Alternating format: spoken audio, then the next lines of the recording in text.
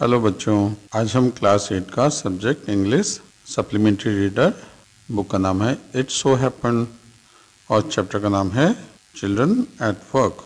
इसका third part को हम समझेंगे। There is a row of huts near some dirty puddles.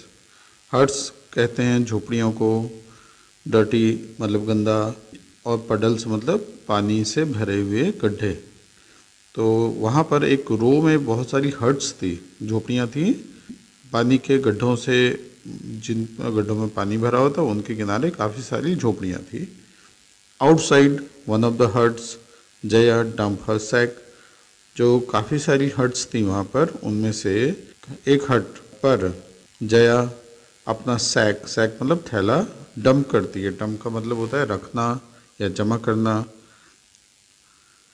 Grateful to his friend, Velu think of the day ahead. Grateful to his friend, Velu grateful था जया का, क्योंकि जया ने उसको खाने के लिए दिया था और जया ने उसको काफ़ी गाइड किया था जब वो बिल्कुल अकेला था स्टेशन पर। तो वेलू जया के लिए ग्रेटफुल था। Velu think of the days ahead, और वेलू आगे आने वाले दिनों के बारे में सोच रहा था। Jaya and Velu walked along the road for half an hour. जय और वेलू रोड पर चलते रहे लगभग आधे घंटे तक। Until they came to a bridge across a dirty trickle of water.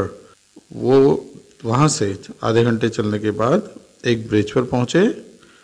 वहाँ पर एक dirty trickle of water, dirty trickle of dirty मतलब गंदा, ट्रिकल ऑफ वाटर मतलब पतली सी पानी की धारा, इसको ट्रिकल ऑफ वाटर कहते हैं। तो उस ब्रिज के नीचे पानी की एक पतली सी धारा बह रही थी। धारा मतलब हो सकता है गंदा नाला बह रहा हो, मतलब बहुत कम पानी था उसमें। तो जया कहती है we are in Triplicane now. Triplicane एक जगह का नाम है चेन्नई में। और नेक्स्ट वो कहती है see that Buckingham canal said Jaya. Jaya ने ऐसे कहा। बकिंगम कैनाल भी चेन्नई में एक नहर का नाम है, बट वो इस समय मजाक में कहती है। उस जो पतली सी, जो गंदा सा नाला था, छोटी सी धारा थी वो जो पानी की, उसको कहते हुए, उसको देखते हुए कहती है बकिंगम कैनाल है। सेड जया, जया ने ऐसे कहा। वेलू स्टेयर्ड, वेलू देखता है गौर से। This is a canal, this was a canal, क्या ये कैनाल थी? Near some puddle of water was a row of strangers hut he had ever seen. Near puddle of water, जो पानी के जो गड्ढे थे वहाँ पर, उसके बाद उसके पास एक रोज ऑफ स्ट्रेंजर्स मतलब अजीब सी झोपड़ियाँ थी जो उसने ही हैड एवर सीन, उसने ये सब कुछ पहली बार देखा था, उसने कभी नहीं देखा था ऐसा कुछ। They were built out of all sort of things, जो वो झोपड़ियाँ थी वो बहुत सारी चीज़ों से बनी हुई थी। मेटल शीट मतलब लोहे की चादर कहते हैं जैसे। टायर्स, ऐसे टायर्स जो घिस चुके होते हैं उनको लोग फेंक देते हैं, वो टायर्स भी रखे थे, टायर्स भी उसकी छत पर रखे थे। ब्रिक्स रखी हुई थी ताकि वो उड़े ना, जो शीट्स वगैरह हैं वो उड़े ना। और वुड, कुछ लकड़ियाँ भी थी और कुछ प्लास्टिक भी था, ये सब मिलाकर वो झोपड़ियाँ बनी हुई थी। They stood crookedly and looked if they would fall any moment. They stood crookedly, crookedly कहते हैं कि जो कुछ आड़ा तिरछा खड़ी थी झोपड़ियाँ, जो मतलब सीधी बिल्कुल स्ट्रेट नहीं थी, और उनको देख के लगता था जैसे कभी भी किसी मोमेंट पे किसी भी क्षण ये गिर सकती हैं। Is this where you live? वेलू पूछता है जया से कि ये वो जगह है जहाँ तुम रहती हो। These house are strange, ये घर बड़े अजीब से हैं। सेड वेलू ने कहा। इन अवर विलेज, हमारे गांव में, the houses are made up of mud and palm leaves. Velu बताता है जया को कि हमारे गांव में जो घर बनते हैं वो मड मतलब मिट्टी से, और पाम लीव्स कहते हैं ताड़ के पत्तों को।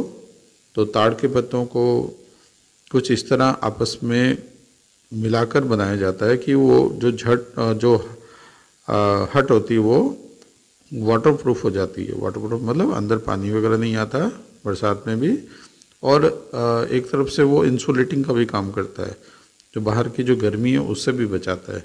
Jaya went around to one of the huts, Jaya उन हट्स में से एक हट के पास गई, and dumped her sack outside.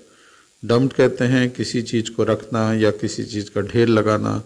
तो जया के पास जो थैला था, जो सैक था उसके पास, जिसमें उस सब कुछ उसने इकट्ठा करके रखा था, तो जया उसको अपनी झोपड़ी के बाहर रख देती है। Then she picked up an empty one, और जया वहाँ से खाली बोरा उठा लेती है। लेट्स गो, जया कहती है वेलू से कि चलो चलें। She turn to Velu and gave him a shove, वो वेलू की तरफ घूमती है या पलटती है, and gave him a shove. Shove कहते हैं धीरे से धक्का देना, तो उसको चलने के लिए कहती है। एटलीस्ट हेल्प मी, तो मेरी कुछ हेल्प तो करो अब। Here wear these and come with me, लो इनको पहनो और मेरे साथ चलो। She threw him a pair of old shoes, वो वेलू की तरफ एक पुराने जूतों का जोड़ा फेंकती है, देती है उसे, विदाउट लेसेस, जिसमें लेसेस नहीं थे। लेसेस मतलब जिनसे शूज़ को हम बांधते हैं, हिंदी में तस्मा कहते हैं उसे। एंड पुश्ड अ सैक, और उसको एक बैग भी देती है।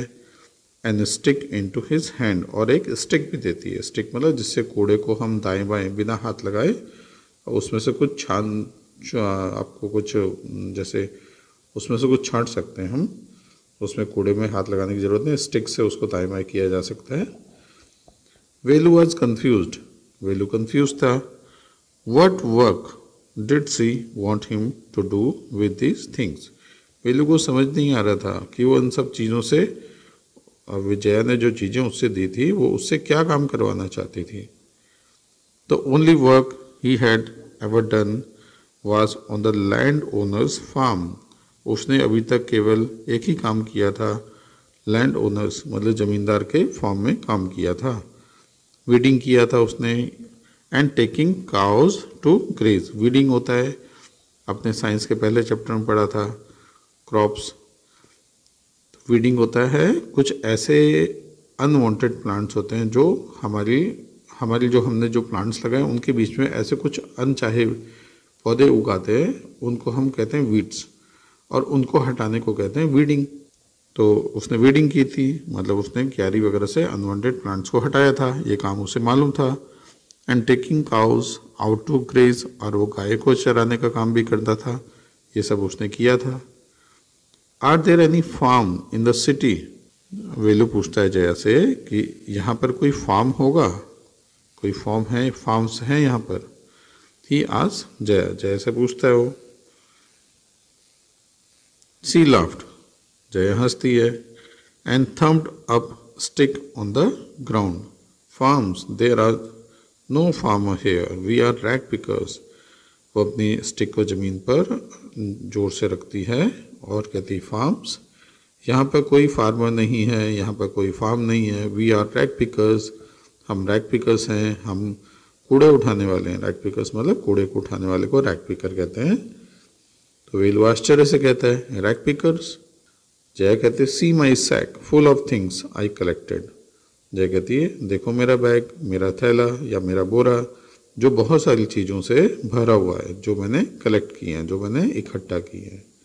कलेक्टेड फ्रॉम हेयर वेयर, वेलू कहता है कि कलेक्टेड, तुमने सब कुछ इकट्ठा किया है, कहाँ से इकट्ठा किया है।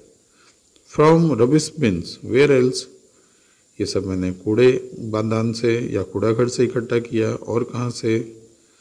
यू कलेक्ट रबिश, वेलू कहता है तुमने क्या कूड़ा इकट्ठा किया है। Velu had never heard of such a things, Velu ने कभी भी ये नहीं सुना था।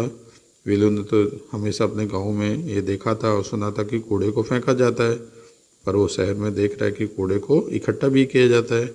ए blockhead, if it's not any rubbish, only paper, plastic, glass, such things we sell it to Jam Bazaar Jaggu. Jaya बोलती है एक ब्लॉकहेड मतलब बेवकूफ़ या मूर्ख, ये रबिश नहीं है, ये कूड़ा नहीं है। It is not any rubbish, only paper, ये पेपर है, प्लास्टिक है, ग्लास है, ग्लास मतलब कांच, प्लास्टिक हो गया, पेपर मतलब कागज़ हो गया। इस ऐसी चीज़ें हैं, इसको हम जाम बाजार के जग्गू को बेचते हैं। वेलू वाज पजल्ड, वेलू असमंजस में पड़ गया, मतलब सोचने लगा।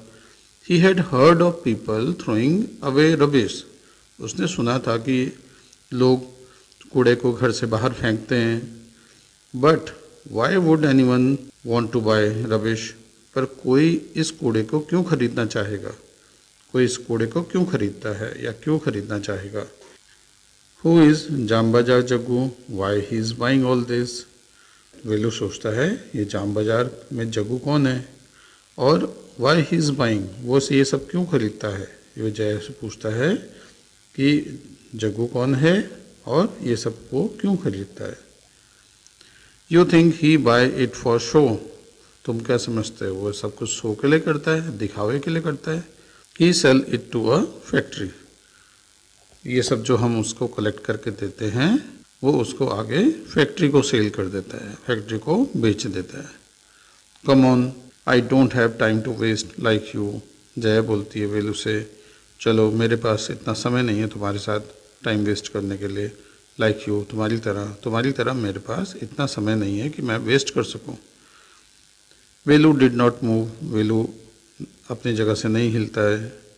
ही hadn't run away and come to this new place to dig through garbage bin, Velu सोचता है कि मैंने इसलिए तो मैं घर से नहीं भागा कि यहाँ आकर मैं इस जगह पर डिग मतलब खोदना, गार्बेज बिन को खोदूं या इसमें से कूड़ा उठाने का काम करूं, मैं इसलिए तो घर से नहीं भागा। Jaya poked at him with her stick, पोक का मतलब होता है कुछ चुबाना, तो जया अपने स्टिक से उसको हल्के से पोक करती है। लुक हियर, यहाँ देखो या सुनो। She shouted, if someone get there before us we don't get anything. She shouted, वो जोर से बोलती है। इफ समवन गेट देयर, अगर कोई हमसे पहले वहाँ पहुँच गया, before us we don't get anything, हमको कुछ नहीं मिलेगा। डोंट जस्ट स्टैंड देयर, तुम ऐसे खड़े मत रहो यहाँ पर पोज बनाकर, बिग हीरो, या तुम हीरो की तरह पोज बनाकर वहाँ पर खड़े मत रहो। I am trying to help you, मैं तुम्हारी सहायता करने की कोशिश कर रही हूँ। Who filled your stomach today, तुम्हारा पेट आज किसने भरा।